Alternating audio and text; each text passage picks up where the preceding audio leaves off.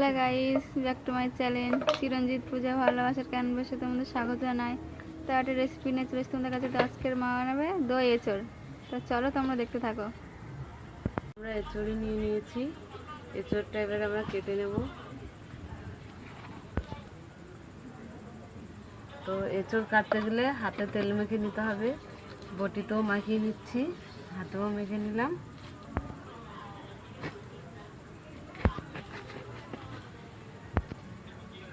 এই যে আমাদের এঁচড় কাটা হয়ে গেছে। পাতা দিয়েই আমি আটাগুলো মুছে নিচ্ছি। তো আটা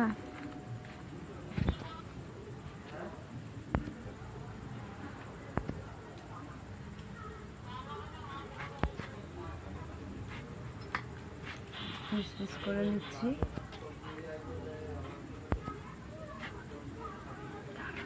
আমরা এরকম করে পিস পিস করে নিচ্ছি আগে।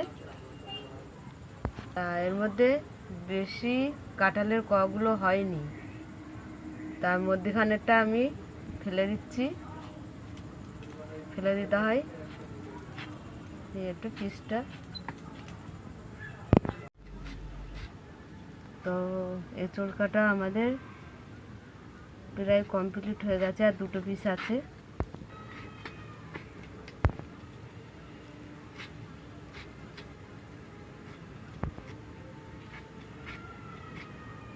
তাই হয়ে গেছে। আমরা এবার এঁচড়টা সিদ্ধ করতে দেবো। ধরে গেছে, আমি কড়া বসিয়ে দিলাম। এঁচড়টা আমি নুন আর হলুদ দিয়ে একটু ভাপিয়ে নিয়েছি, পুরো সিদ্ধ করিনি, শক্তই আছে। দিয়ে দিচ্ছি আমি ভেজে নেব এঁচড়ের আলু। আমি তুলে নেব, আলুগুলো তুলে নিচ্ছি। ভাজা হয়ে গেছে, আলুগুলো ভাজা হয়ে গেছে, তুলে নিচ্ছি। এলাচ দারচিনি দিয়ে দিলাম দুটো, শুকনো লঙ্কা দিয়ে দিলাম দুটো, একটা তেজপাতা ছিঁড়ে দিয়ে দিলাম। এখানে আমি বড় বড় করে পেঁয়াজ কেটে নিয়েছি, বড় বড়ই দেব।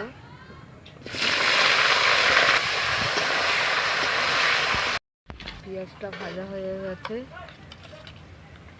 আমি 2 চামচ আদা আর রসুন দিয়ে দিলাম।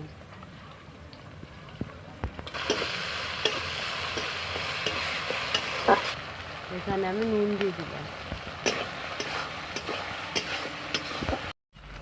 ভাজা আলুটা দিয়ে দিলাম।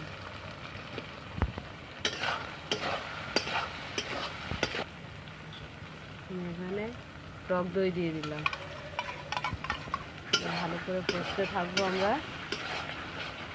টমেটো কুচি দিয়ে দিলাম, লাল লঙ্কা দিয়ে দিলাম।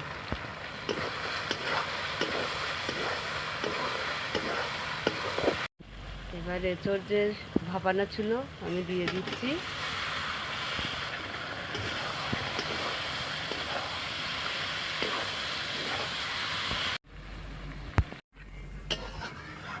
তার এঁচড়টা ভালো করে কষবো। হয়ে গেছে আমাদের, জল দেবো একটু, আরও একটু জল দিয়ে দিলাম।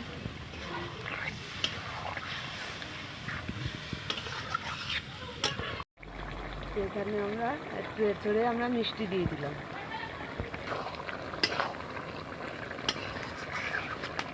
আমরা 1 চামচ ঘি দিয়ে দিচ্ছি।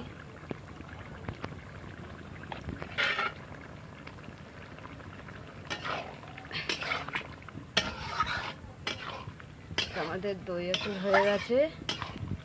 দই এঁচড় নামিয়ে নিলাম, হয়ে গেছে। আমাদের দই এঁচড় হয়ে গেছে। তা তোমাদের যদি ভালো লেগে থাকে লাইক, কমেন্ট, শেয়ার করে দেবেন, সাবস্ক্রাইব করে দেবেন। আজকে রেখে দেবেন, টাটা।